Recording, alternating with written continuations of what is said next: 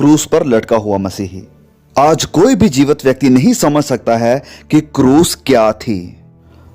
क्रूस के द्वारा मृत्यु बहुत ही धीरे और भयंकर थी, जिसके ऊपर कई बार घंटे और दिन भी लग सकते थे अपराधी को मरने के लिए। बेइज्जती, लानत, शर्मिंदगी उसके ऊपर लाई गई।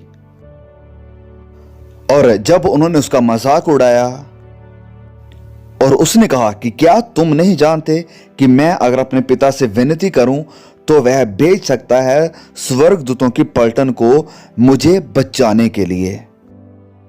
लेकिन उसने ऐसा क्यों नहीं किया? क्यों वह क्रूस पर लटका रहा? क्यों वह मरा? यह उसके अपने पापों के कारण नहीं था। उसने व्यवस्था के किसी भी कानून को नहीं तोड़ा था। उसने कोई अपराध नहीं किया था। वह मरा आपके स्थान पर, वह मेरे स्थान पर मरा, क्योंकि बाइबल कहती है कि आप और मैं अपराधी हैं, पापी हैं। हमने परमेश्वर के कानूनों को तोड़ा है। मैंने कानूनों को तोड़ा है, परमेश्वर के कानून, 10 आज्ञाएं, पहाड़ी उपदेश, और मैंने पहाड़ी उपदेश के अनुसार अपनी जिंदगी को नहीं गुजारा है और ना ही मैंने सारी आज्ञाओं को माना है। और बाइबल कहती है कि अगर आपने एक आज्ञा को तोड़ा है तो आपने सारी व्यवस्था को तोड़ा है। और मैं परमेश्वर की नजरों में सारी आज्ञाओं को तोड़ने का दोषी हूं, और ऐसे ही आप भी हैं। और नतीजा है इस व्यवस्था को तोड़ने का मृत्यु।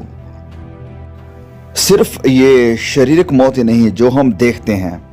जिंदगी बहुत ही छोटी है। किसी ने मुझसे पूछा कि आपकी जिंदगी का सबसे बड़ा सरप्राइज क्या था? मैंने कहा जिंदगी का छोटापन, क्योंकि मैंने कभी नहीं सोचा था कि जिंदगी इतनी छोटी है। ऐसा लगता है कि जैसे कल ही की बात है कि मैं एक लड़का था और अब यहां पर कितने साल बीत चुके हैं, और एक पाप जिसे परमेश्वर क्षमा नहीं कर सकता है। सोचकर देखिए, वह इस पाप को माफ नहीं कर सकता है। वह इस पाप को माफ नहीं कर सकता है कि आप यीशु को नीचा दिखाएं या उससे दूर जाएं। अगर आप यीशु को ना कहते हैं तो वह आपको माफ नहीं कर सकता है, क्योंकि यही है परमेश्वर के राज्य में जाने का रास्ता, यीशु की क्रूस के द्वारा। हर इंसान जो क्रूस के पास नहीं आता है और उस शरण स्थान के पास नहीं आता जो परमेश्वर ने दिया है, उसका विनाश होगा। और फिर वह जयवंत हुआ मसीहा है, जिसका मतलब है कि वह मुर्दों में से जिंदा हुआ है। वह क्रूस पर लटका नहीं रहा और उसने मौत पर जीत पाई, और आज रात वह जिंदा है।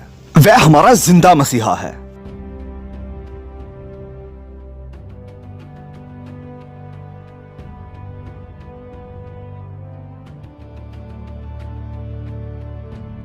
वह जिंदा मसीहा है, और मैं आपको आज रात मरा हुआ मसीहा ऑफर नहीं कर रहा हूं, वरन एक जिंदा मसीहा, और जो एक दिन राजाओं के राजा और प्रभुओं के प्रभुओं के रूप में आने वाला है। उसने कहा जीवन और पुनरुत्थान मैं हूं, और अगर कोई मुझ पर विश्वास करता है तो फिर चाहे वो मर भी जाए वो जिंदा रहेगा। उसके पुनरुत्थान का 100 से भी ज्यादा बार नए नियम में जिक्र हुआ है। वह आज भी मौजूद है, और वह ऐसा मसीहा है जो आपको बचा सकता है। वह आपको बदल सकता है, और लोग यहां पर खड़े होकर कह सकते हैं कि हां, उसने मुझे बदल दिया, मसीही मेरे जीवन में आया।